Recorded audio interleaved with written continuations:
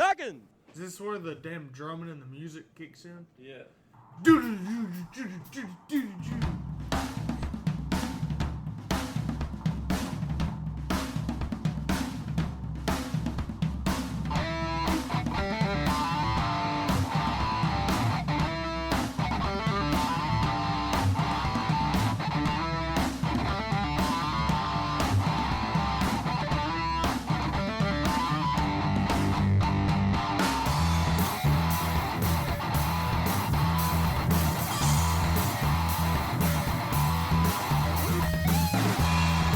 What is going on, everybody? Hello and welcome back.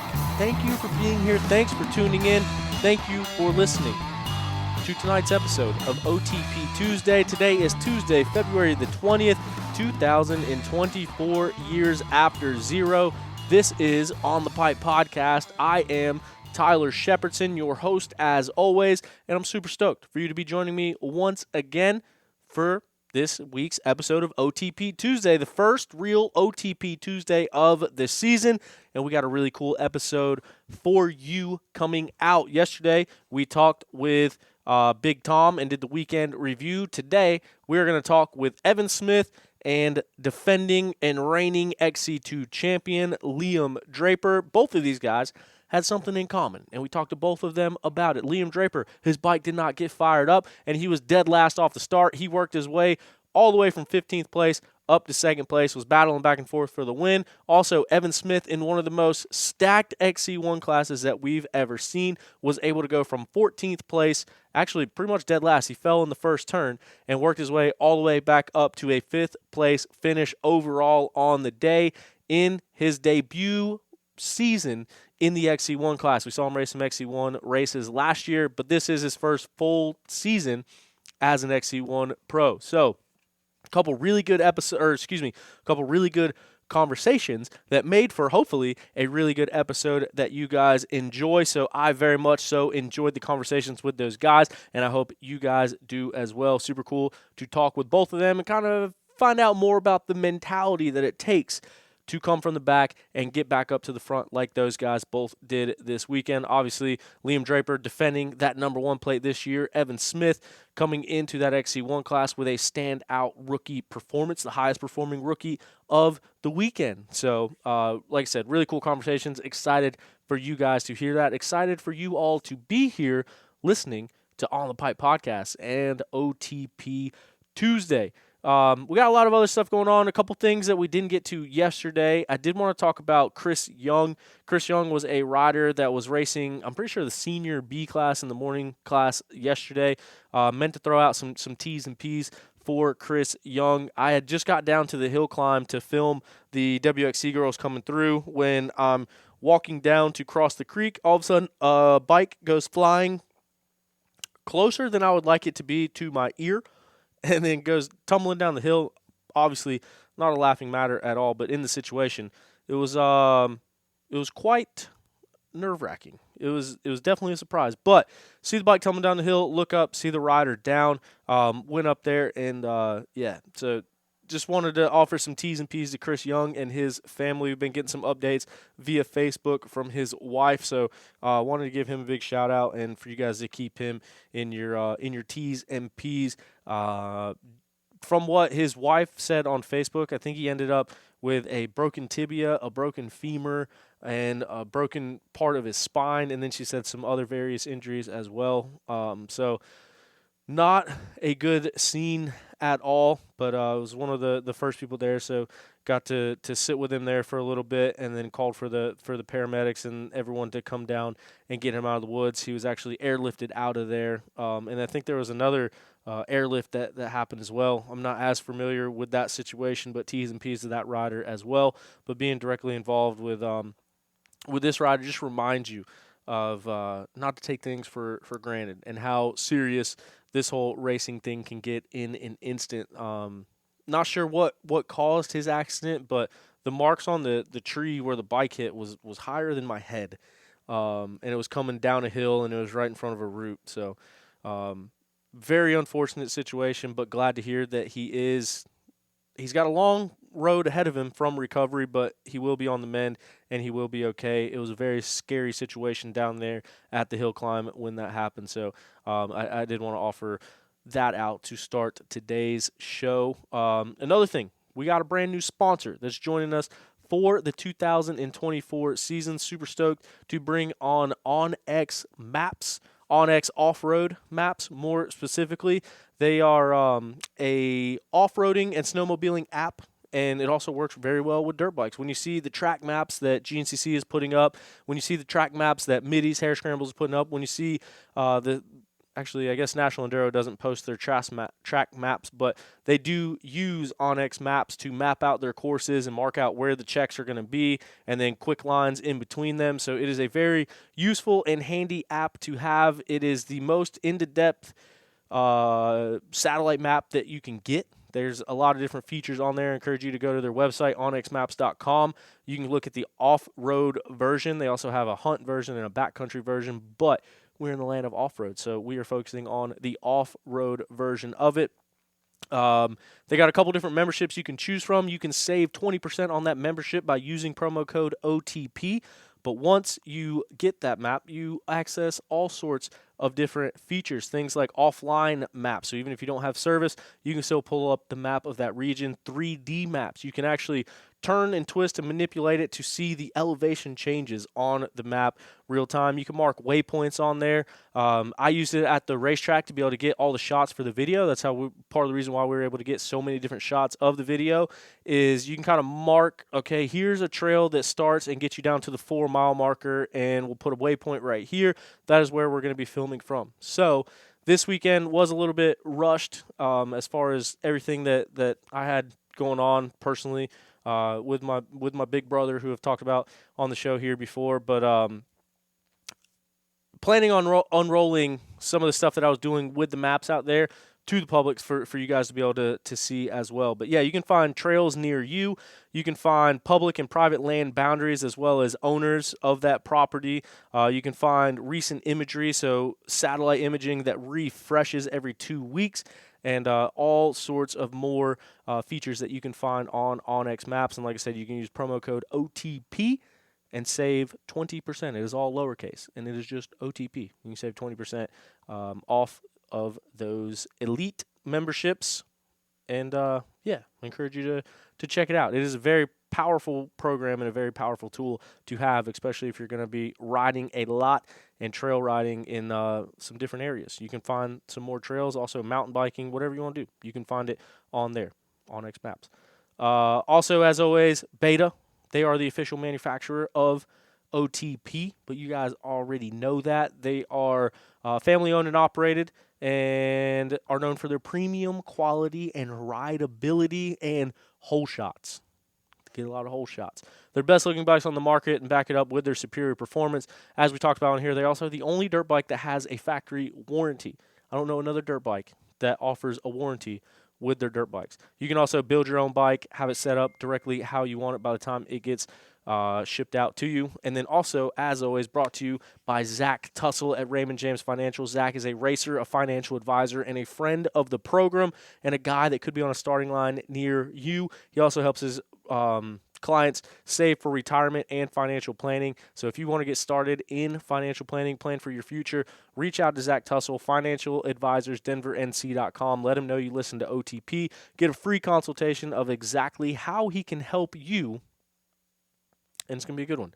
So, yeah, reach out to Zach Tussle to find out more information about that. With that being said, I think that was all the things that we had left to get into that we missed from yesterday. But yeah, excited to be back in the middle of race season. Excited to be back to be doing these shows. Weekend reviews on Mondays, OTP Tuesdays. Yeah, setting up some interviews, and hopefully we'll get some good conversations that come out of it. If you have not already checked out our YouTube video, go to our YouTube channel and check it out. It was almost 30 minutes of racing action directly from the race, where you can see the battles firsthand and see how tight those race battles were throughout it. Got some other video ideas that are going to be coming out. Like I said, this weekend was kind of rushed. It was I didn't get to Big Buck till later on Saturday afternoon, and then immediately just had a million different things to do. So as far as my performance and the way that Big Buck went, not how I intended, but once again, none of this stuff was on my bingo card. Don't want to be a Debbie Downer, but I feel like since I have let you guys know everything going on with my big brother that lives with me, just want to give a quick update. He did have 2 emergency brain procedures, one on Saturday, one on Sunday. Found out that there's still a long road to toe going into that, so very unfortunate situation, but I have received an immense amount of people reaching out about him and offering the T's and P's and the well wishes. So I do appreciate that. He's got a couple major brain surgeries that are going to be coming up in the next couple of weeks. So he is still in the hospital for now, and yeah, it's one of those things. It's tough to talk about, and I always debate on whether or not to mention it on here, but like I said, I've mentioned it. A lot of people have reached out, so I did just feel obligated to give. I don't want to. I don't know. Nobody cares about my personal life or personal stuff going on, but it obviously is the major leading thing in my life right now. Making sure that everything is all good with that. And like I said, because it's been mentioned on here before, and because it is a major part of what I'm doing, just wanted to provide that update for those that have reached out as well. So thank you for the well wishes. We're going to need everything you got over the next couple weeks. So thanks in advance for that. With that being said, some other things that happened over this weekend. Up to Something season is officially no longer, and that was out of my control, and it was not a very good ending to 6 months of negotiations, but not going to get into that. Just provided more motivation to do things going forward. So, like I said, got some stuff on the horizon. Excited to get this season started. Excited that you guys are such big fans of On the Pipe podcast, and so excited that we've built this community up in this racing world. So, yeah, going into the seventh. It's the 7th year. I think it's the 8th season that we've been covering racing, and the OTP family, the amount of people that reach out at the races, the amount of people that say hey at the races, the amount of people that stop me and talk, it makes all of this worth it.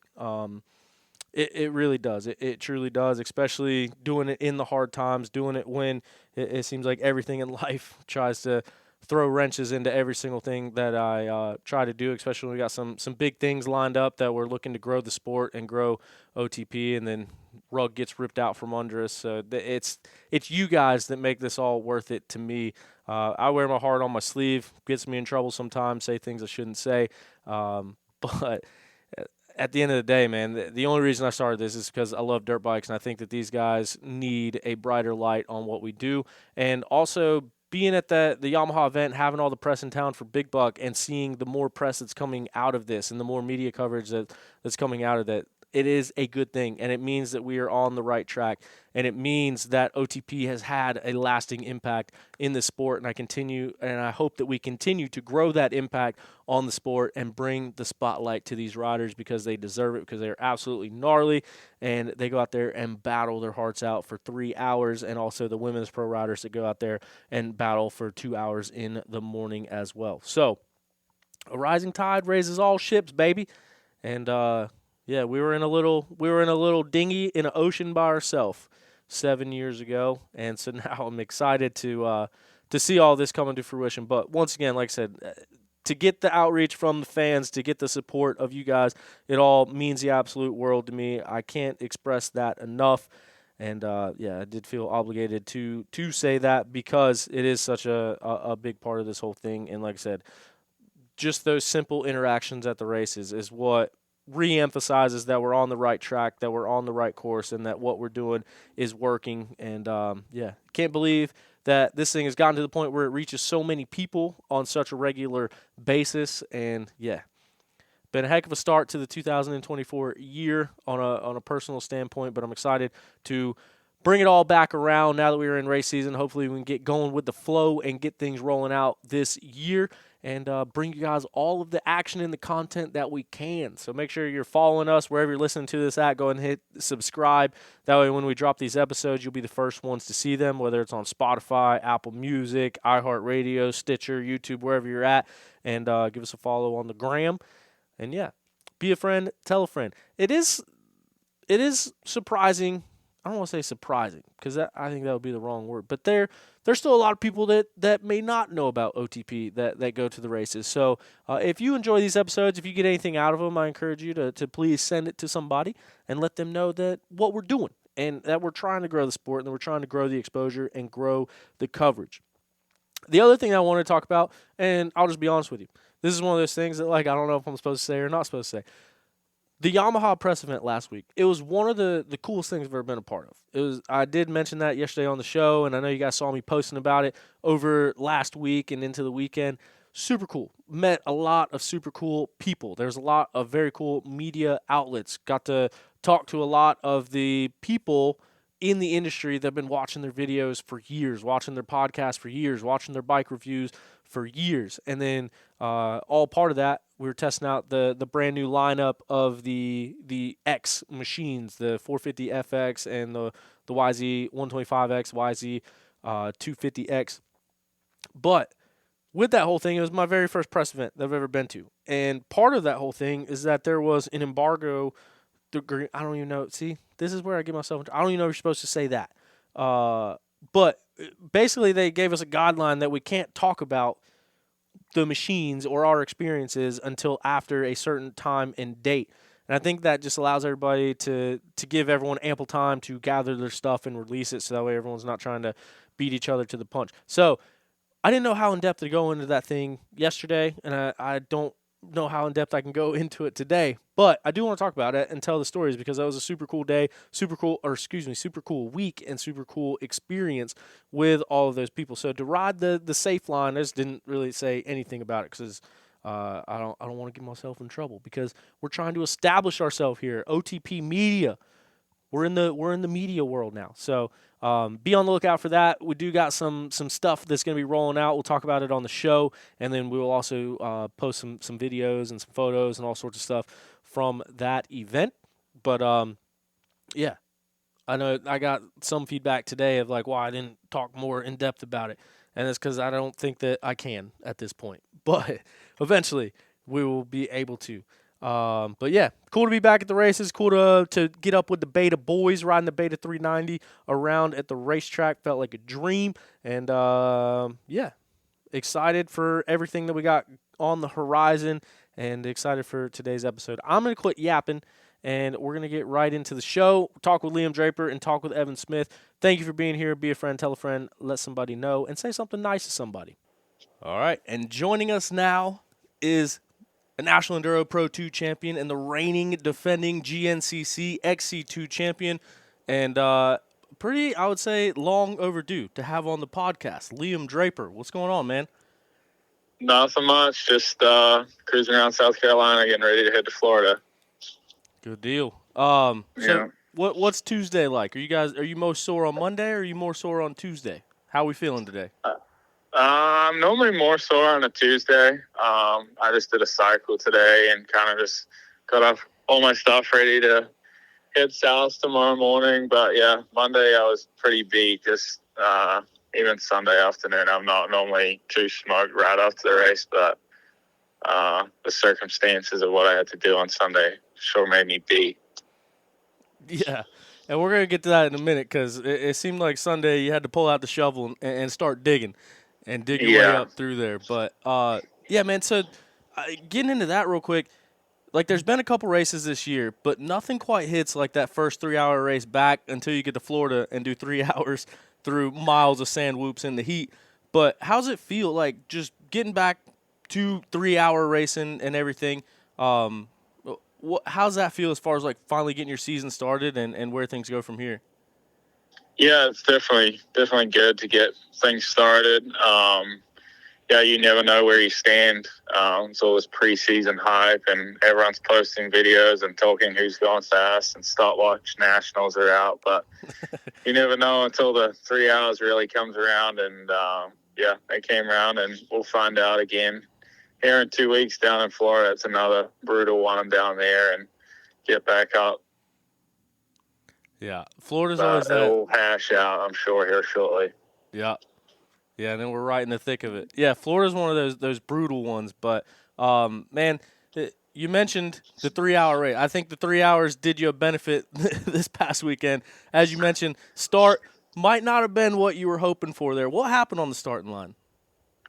Yeah, I don't really know. I did practice starts on Saturday, and I had it down pat. And Sunday I did one route as XC1 took off with them. Just started up as I normally do, and things were good. And yeah, the green flag waved for us, and I hit the button. It was just, I don't know if it was just, yeah, it was a freak thing, I think. Nothing was happening. Nothing was firing. And I got a button to reset my ECU, but it takes like 5 seconds. So I'm holding it as I'm getting pushed, and I hit the button again to start, and it starts up, and yeah, I take off. But I looked over, and the boys were headed into the woods while I was still kind of taking off on the line. So yeah, I don't know. It was just a freak thing, and hopefully it never happens again. I had 13 decent starts last year, and one bad one to get the season started. So hopefully it's out of the way now. Jeez, dude, I can't imagine that feeling. Yeah, it was stressful, but those situations you got to stay as calm as possible. There ain't no point freaking out and panicking because it just makes it a whole lot worse. Yeah, absolutely. And then a lot harder to think about what to do from there and start making mistakes while riding and the whole 9 yards. Yeah, exactly. So, yeah, we got going just a little late. Yeah, so we kind of talked about it on the podcast last night because I was down in the second corner filming and kind of filmed everybody going into the woods, and like I had already quit recording and put my camera down. That's how far back it was. And then I look up. Yeah, I was pretty far back.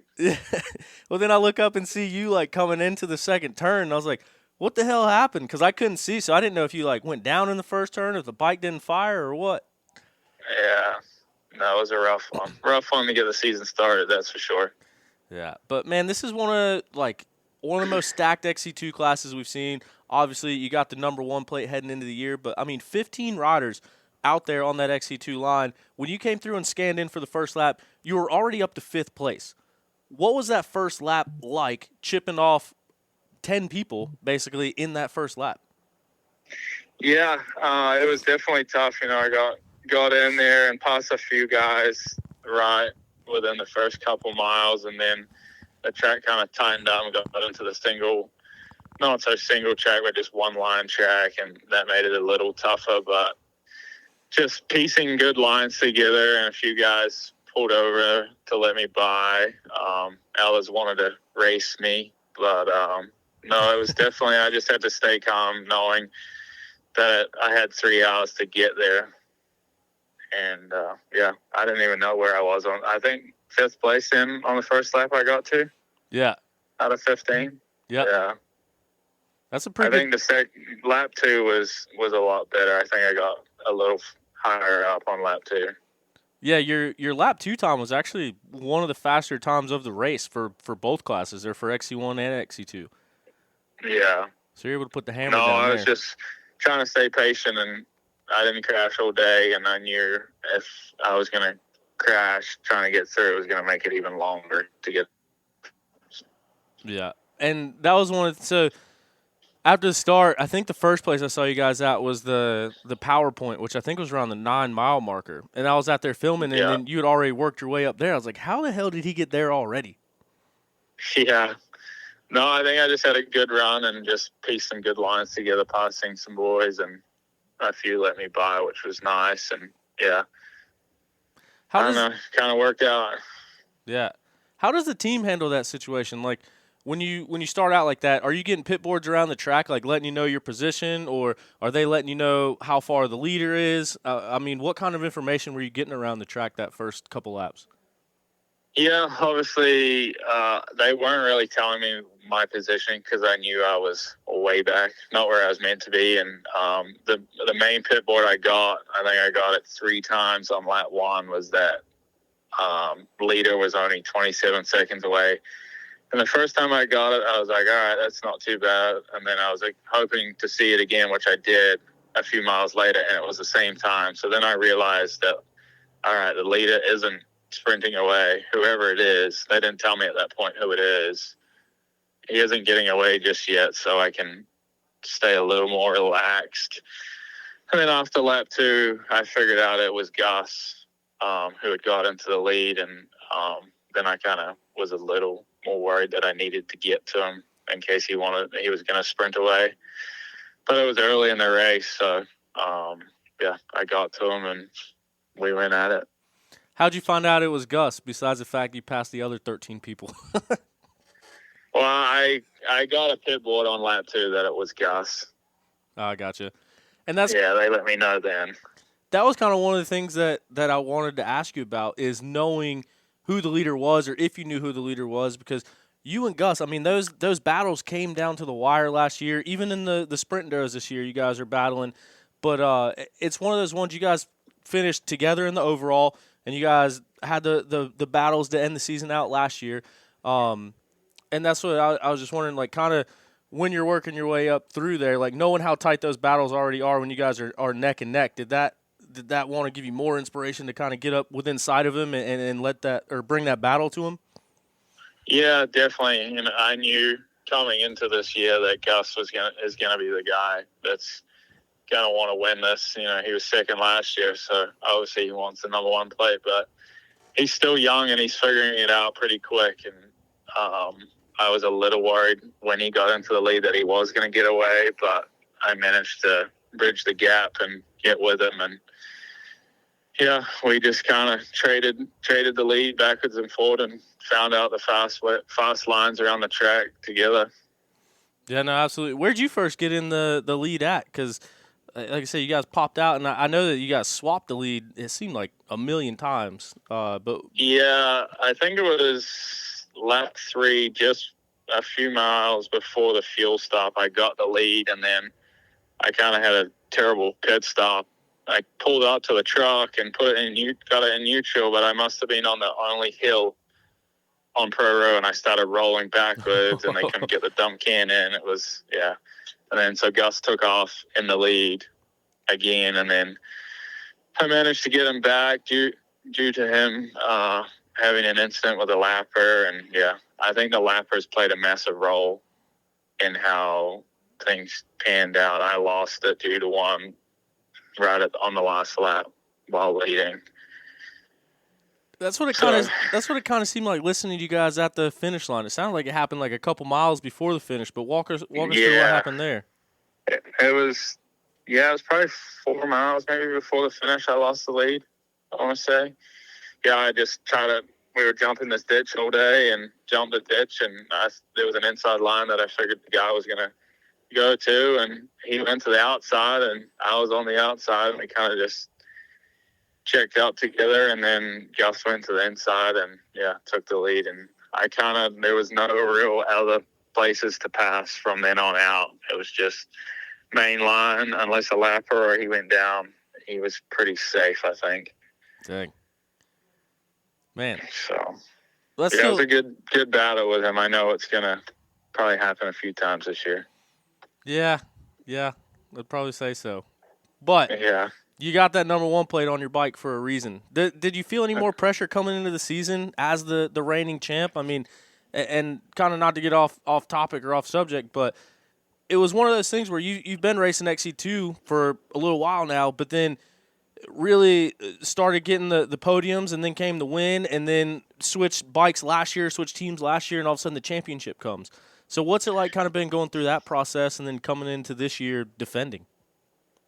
Yeah, I think changing teams and being on a structured team and a factory team made a massive difference. Surrounded by people that all they want to do is win, and they'll do everything possible to win, and just positive people and great support was the massive part. My mechanic does everything he can to have me a bike that can win every weekend, and then the team are out there every weekend helping, which is cool. And then obviously Randy has a massive part in that. But yeah, the wins came, and yeah, then I started off the season a little rough last year, which I've never done better than 6th place at Big Buck. So I was pretty stoked on a podium with a win in reach. But I started off the season with a 6th last year and ended it with a championship. So I'm kind of happy to start off with a 2nd right now. Yeah, that's a lot more points compared to last year. Yeah, definitely. I went want to say it was a good position to be in, second, considering I despise and don't really like Big Buck at all. So I was kind of happy with a second, considering I started last. Yeah. That's one of the things I had written down too was kind of your past at Big Buck and not really liking that track or being a fan of the track, even though you train like right down the road from it. But Yeah. what doing so well this year, especially like you said, with everything that you had to go through to get that second place. It's not like you got a good start and then just stayed there the whole time. Do you think that is? Do you think that's a sign of how prepared you are coming into this season and how in tune with that team and that bike that you are? Or do you think it was just a good day at Big Buck? No, I think, we all busted our ass all winter long, and I knew that this is probably my last year. It is my last year on a 250, so I definitely didn't want to get a sixth place at round one and put myself in a hole right off the get-go. So, yeah, I think just being around a good team and I'm basically on the same bike I raced last year. So I knew what I was racing rather than last year. It was my first 3-hour race on a Yamaha. So now I'm lined up on a bike I'd raced 13 races on last year, ready to go, and yeah, panned out. Yeah, for sure. And so Stu, obviously, when we talked to him in the past, he made that transition from the KTM to the Yamaha and kind of talked about the differences that he feels with the bike, with the mass centralization and just the way that they're set up. Last year when you were coming into the season, did it take you long at all to adjust to the new bike, and how comfortable do you feel on it now? Yeah, it did take me a little bit to get used to it. Just, things like going from a hydraulic clutch to a cable clutch and just the frames being different. But now I've spent a whole year on one. I'm pretty comfy and I like my bike a lot. It's a good package with, the motor, the factory connection suspension and everything. It's pretty solid 250, and obviously it proved itself last year with all the mud races we've had and all that stuff. But yeah, no, I enjoy it. Yeah, no, it definitely went through the ringer last year with conditions. Yeah. That's for sure. Yeah, it got submerged a fair few times. Yeah. So this year, no national enduros for you this year? No, so back to sprints just because the whole idea. Obviously, I'm moving to XC1 next year, so I'm gonna need to be on a bigger bike. So we're kind of using the sprints to prepare for that, and just you can use it to test a little easier. And yeah, I'm enjoying the 450 a lot. Actually, I'm having fun and back at the sprints, so it's been good. So you have been riding the big dog out at the sprint enduros. Yeah, I actually spent more time this winter in Florida on my 450 than I did a 250. I only rode my 250 for about 4 days before Big Buck. Oh, really? Yeah, I just been on the big 450 the whole time. Dang. Just because we've had 2 sprints already, and yeah, I was just enjoying something different in a big bike down there. See, and I know a lot of people that choose to train on a 450 and then race a 250, mainly just kind of the riding style changes, but then also probably 450 holds up longer, you're not revving it out as much. Do you notice a big difference when you swap back and forth between the two? Yeah, there is a difference. It's, obviously, you can lug a 450 a lot more. It's got the horsepower to pull it out. But, yeah, I mean, I think jumping backwards and forward hasn't been too much of a struggle, and maybe making me ride my 250 a little better. But, yeah, it definitely makes you stronger hanging on to a 450 down in the sand. I'll tell you that. Yeah. Yeah. Those things have a lot of power. I found that out. Yeah. Yeah, you found that out the last few days. Yeah. Especially down there in the slime. But, no, I had a lot of fun riding them. Yeah, definitely. No, they're cool. They're a good bike. Straight out of the crate my 450 is stock other than an FMF system and some suspension. Like, there's no motor work done to it or anything. They're out of the crate bike. Yep. So when you're heading down to Florida, what's the training program down there? Where are you guys going to ride at? Probably go ride some at Croom and just some private tracks around by and catch up with Zacho and ride with him. And then we're actually going to the Coastal Ranch to ride with those boys for a little bit. And, yeah, just kind of bounce around and ride some sand loops for a few days and chill out and just get prepared for next Sunday. Yeah, I feel like people are either big-time Florida fans or hate it with a passion. Where do you line on that track? I actually like the sand.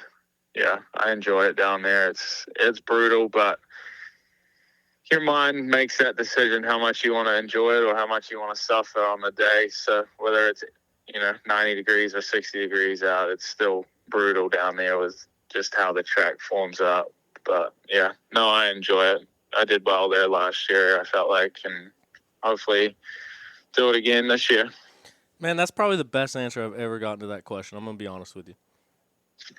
Your mind makes up how much you love it or hate it. Yeah, whether you line up knowing it's going to suck and it's going to be miserable, then your day's pretty much done, man. That is very true, because if you're thinking about how bad it's going to suck even worse than that. All right, exactly. So there we go. We got positive thoughts, good mindset going into it at least. Mm-hmm. Yep.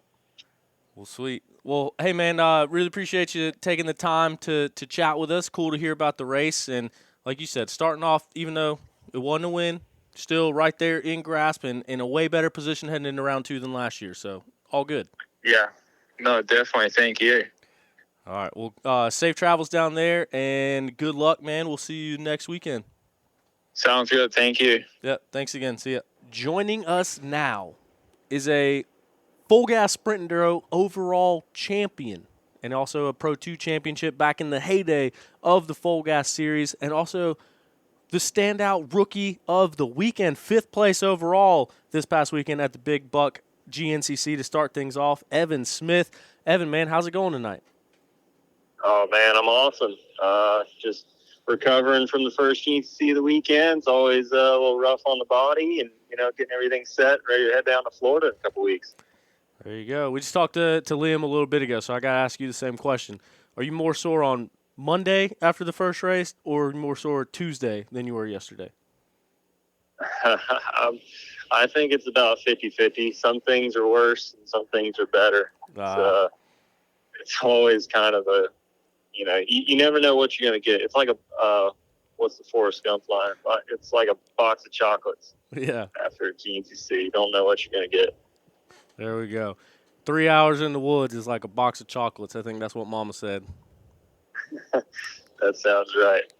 But, man, let's talk about it, dude. That was, for me, that was one of the highlights of the weekend. To see you go out there making, you rode some XC2, or excuse me, some XC1 races to close out the year last year. I know you ended up getting sick at the last round, but your first race as a full-time XC1 guy this year, you're kind of doing it with your own program, and we're going to talk about that here in a little bit too. But a top 5 overall, man, be honest with me. Where were your expectations versus the reality that was Big Buck? Man, honestly, I guess I always want to do my best. I know I'm capable of being a contender, and that's why I keep doing this. And, while I'm not giving up on it, but going into it, I really had no idea where I was going to end up. I'm looking at how deeply the field is stacked. It's looking at it like, man, even like if you're in the top 10 in this class, you're doing pretty dang good. Like there was like a good 13, 14 really good guys in XC1 alone, and that's not even to mention the whole stacked XC2 class where those guys are pretty much on the same level as the XC1 guys. So I had no idea where to think I was going to end up. I had high hopes, but you never know, especially round 1, who's riding good, who worked hard over the winter, who didn't, whose bikes are clicking, and whose aren't. It's always just kind of a crapshoot. Like, we watch A1 and Supercross, and everybody, all the fans are the same way. Like, there's no way of knowing who's going to win and who's going to do well. So yeah, all that being said, I didn't have a number in mind or an expectation. I just wanted to come out and do my best and, get a GNCC under my belt on the new bike and kind of see where we're sitting. And, just, I wanted to be happy with my own performance for the opener of the year and kind of set a good tone. Well, I'm gonna go out on a limb and say that I probably know the answer to this question, but are you happy with your performance? Yeah, I mean, I'm a racer, and everybody else out there who's a racer as well is gonna understand. I was so excited, like I was pumped to come across the line in fifth, and then I sit there for 3 or 4 seconds. I'm like, man, like I was on Jordan's tire, like. I could have had fourth. If I'd have just done this or I'd have just done this or, made the pass happen there, I'd have been fourth. And then it's like, oh, man, I was with Grant until the last lap, and he was only 20 seconds up. That would have been a podium on the first round. And, Stu was only another 20 seconds. And Johnny was only another 10. Man, I could have won that race. All these coulda, shoulda, wouldas. And, that's just part of being a racer. You're never really satisfied. It's a blessing and a curse. So not to take anything away from it, I'm beyond excited. It's my best GNCC performance ever, and I'm really happy about all that. But just the racer mentality, I automatically went to like, man, I wish I would have done a little bit better. That's exactly what I was thinking as you're saying that, is that racer mentality. But if you're not thinking that, if you're not hungry for more, if you're not looking at the what ifs, then why are you out there? You know what I mean? So it makes sense that that's where you're coming from with it, but also like as a fan of the sport and kind of knowing more of your background and like obviously becoming friends and stuff over the past few years, like to see that fifth place is like, damn, that's awesome. But then, like you said, the rest of the guys were within reach still. Yeah, man. I mean, taking a step back, like it's very awesome. I'm very thankful for the opportunity to be there. Over the last couple of years, I've had some, ups and downs, and I wasn't sure if I was ever even going to get the opportunity to get up here. But, now that I've had a good ride to hang my hat on, it's really encouraging and it really just fires me up and makes me really eager to get after the rest of the year and, put in all the work that I can and try to make all the best decisions I can and hopefully keep climbing the ladder. Yeah, no, absolutely. And after I said that, immediately put my foot in my mouth. I didn't mean that in a bad way at all. Like I said, I was stoked on your ride. I think I told you that at the finish line and then afterwards too. But yeah, dude, a top five, especially the two things to take away from it as well is kind of like you were alluding to. This is the deepest and most stacked XC1 class that I think that there's ever been at GNCC to come into the season, especially with 14 full-time guys, like guys that are going to be there week in and week out. I guess Dante he's going to be there the first half of the season. We'll see where he ends up after that. But more depth in the XC1 class than we've seen, more big names in that XC1 class than we've ever seen. And not only do you get your first top five and your overall top five, but you also did it by scanning in 13th place on lap one.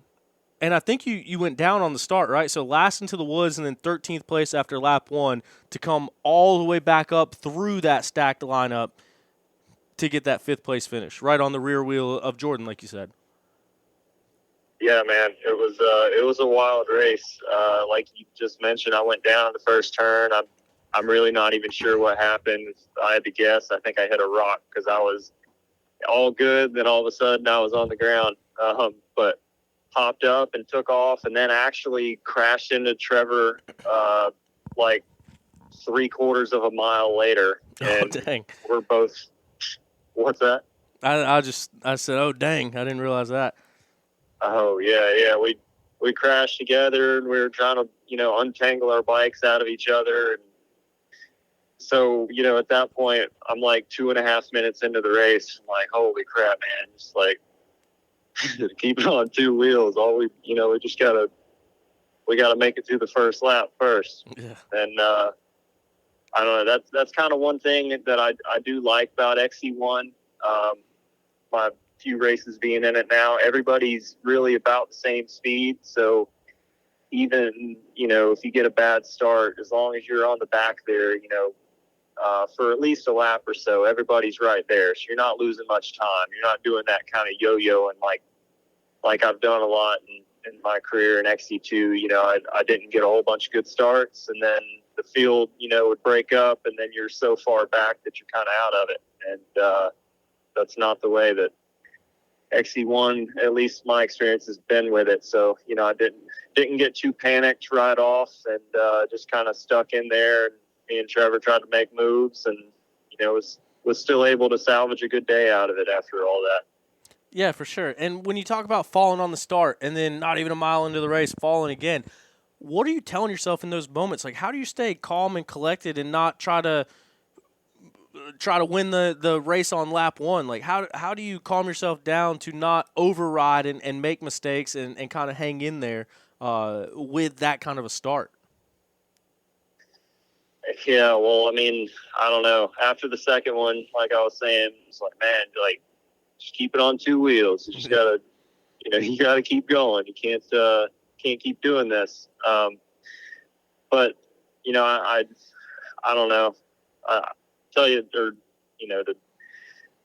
I'm not really sure how I kept a level head, but it didn't panic me too much. We got back up. We were able to catch up to whoever was in front of us relatively quickly, and ran a what I felt was a very comfortable pace for that first lap. So I wasn't wigging out that I was going too fast, or I wasn't going to be able to maintain that pace or anything.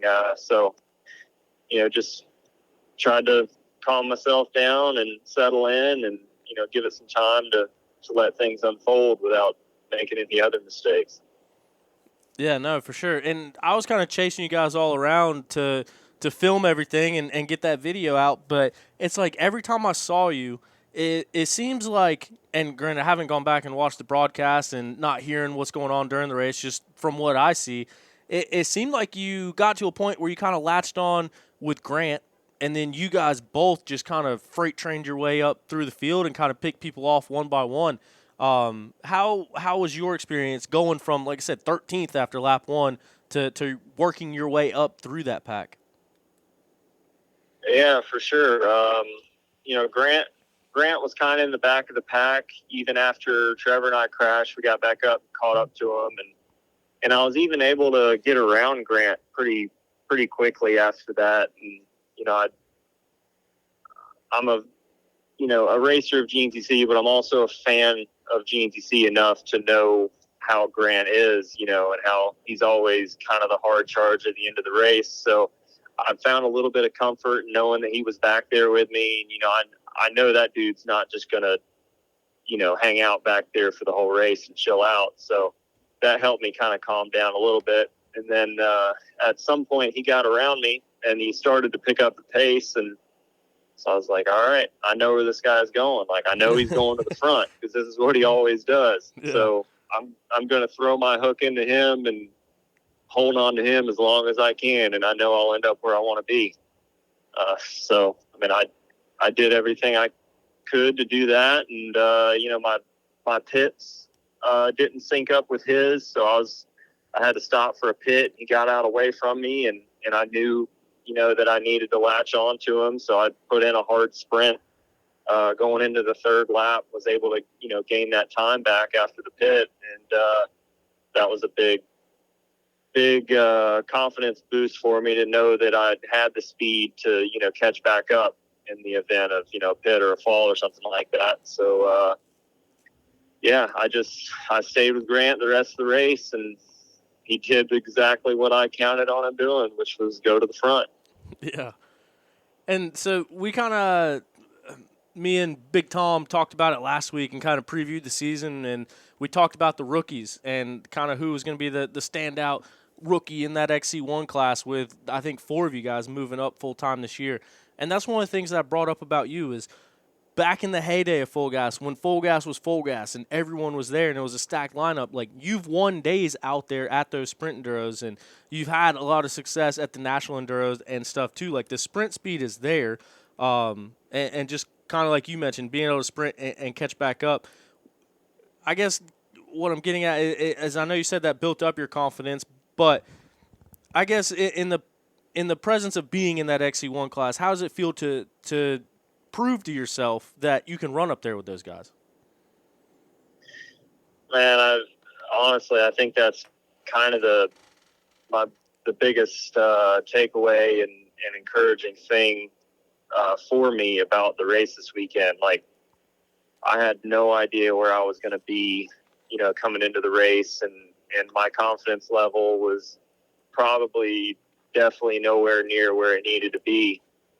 So playing my cards right and riding a good race, just did give me a huge shot of confidence to, I'm not going to sit here and tell you that I can win out the rest of the races or, I'm even better than anybody else we're lining up against. But at least now, like, I know, like, hey, I'm that fast. Like, I do have the ability to be there. So hopefully going into the rest of the races this year, it's not like a, am I good enough? It's like okay, I just have to make it happen this weekend because I know I am good enough. I just, it's up to me to make it happen. Yeah, no, absolutely. And just kind of follow up on that, lap 3 and 4, you had the fastest time on the track. I heard that. That's pretty rad. I'm not sure I've ever done that before. So yeah, I'm definitely pretty proud of that. Yeah, absolutely. And man, I know that we're focused on the front, all eyes going forward, focusing on this sorry, I just got confused. I confused myself there for a second. But focused ahead on this 2024 season. But one thing I did want to ask about, just to kind of get your take on, is the other thing that we're looking at is this XC2 battle. It's one of the tightest and I think going to be one of the most competitive XC2 seasons that we've seen as well, with Liam Draper and Gus Reardon and now Grant Davis with 2 straight podiums rolling over from last year. Like, those guys are all still hungry and they're all battling as well. You've been racing in that XC2 class. Did it play into your mind at all when you looked at these results that, and granted, like I said, you're in XC1, we're looking forward, but knowing that you were faster than those XC2 guys? I mean, yeah, it was nuts. The competition level. I know it's a weird sentiment to get into, but like I said, just being in that XC2 class and then your first race back up, you beat the 2 guys that came down to the wire for the championship, and they both had great days, and you were still ahead of them. Yeah, no, that's definitely a good feeling. I mean, I think I'm jiving really well with the bike I'm riding now. I think I fit the 450 fits my riding style very well, and I'm able to ride it a lot more efficiently and a lot faster. And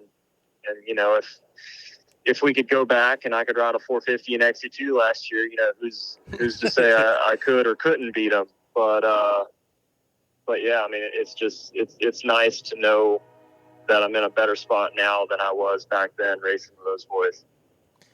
No, for sure. And making the choice of the 450, was there ever a consideration for the 350, or you knew right away we're going with the big dog? I mean, I tested them both back and forth at the end of last year, and going back to when I rode Huskies 3 or 4 years ago, I never really got along with the 350s. I'm not really sure what it is, but I had a couple of them, could never get comfortable on them. So I gave them another fair chance this year, and I don't know, something about the big bike, like, it's just I like it. The new 450s are a lot lighter than they used to be, and a lot freer feeling, and after riding them both back and forth, man, all this power, like, I gotta have all this power. Got to, no choice. But yeah.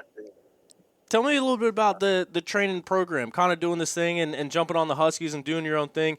we saw a lot of posts and videos that were posted by Russell Bobbitt.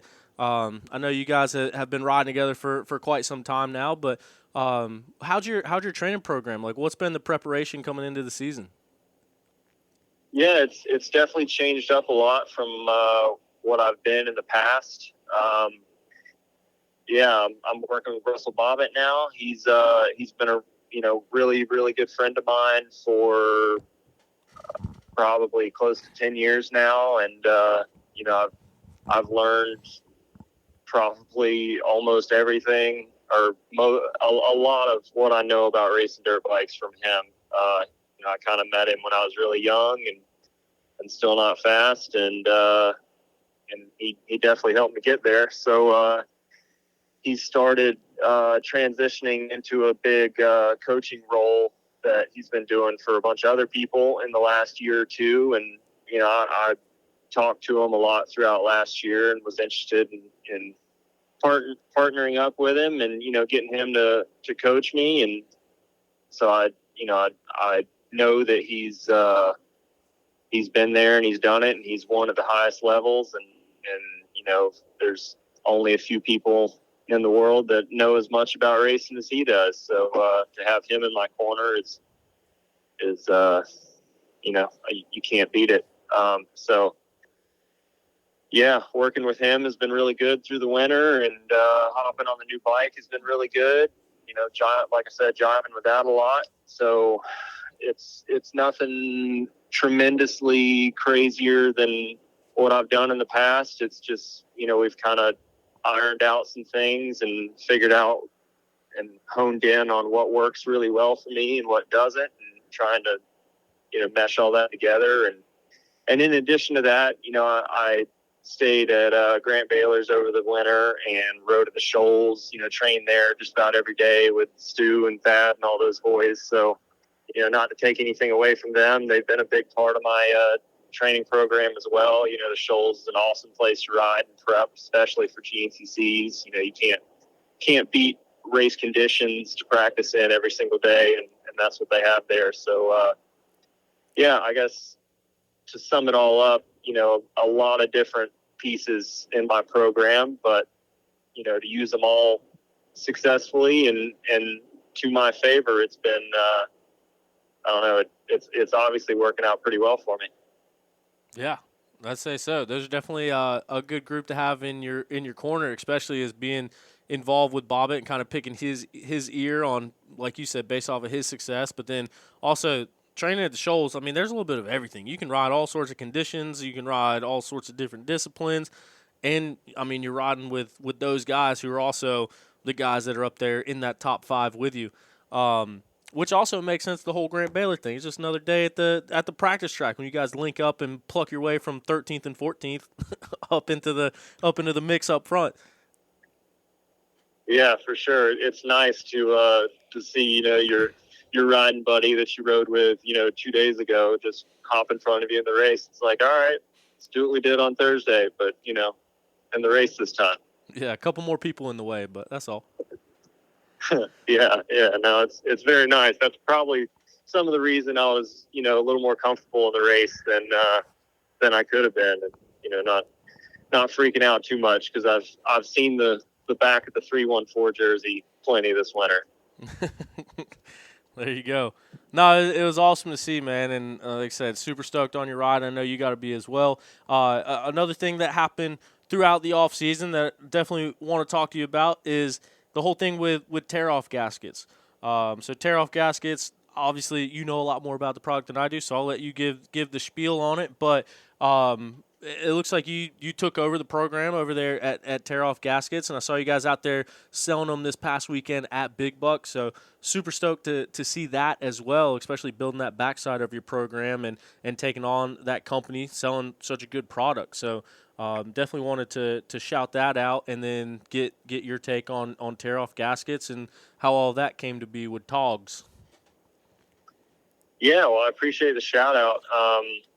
I guess, first and foremost, for everybody out there who's not familiar with the product, we sell a gasket that we basically, glue to your goggle lens, and then you glue on the other side. You glue the laminated tear-off stack to the lens so that there can be, you ride the rain, you don't off and have to waste the stack, or a dusty race, dust gets back there, mud, sand, whatever it is, all those things that we do, all those conditions that we have racing and off road, there's, I don't know, you gotta be able to see where you're going.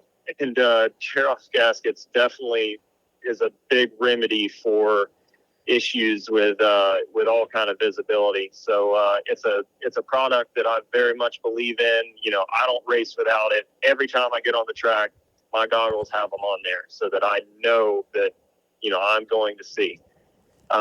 So I believe in it. That's why I bought in and took over the company. I bought it from the original inventor and owner of it, Dylan Kalin, and I was friends with him, and got to use the product when he first came out with it, and I've been a believer since day one. So when the opportunity presented itself, I had to jump on it, and now I've got an unlimited supply of tear-off gaskets. That's really why I got into the business. But now that I'm this deep, I realize that it costs money to run, and I'm going to have to start selling them to other people so that I can afford to, provide my own product.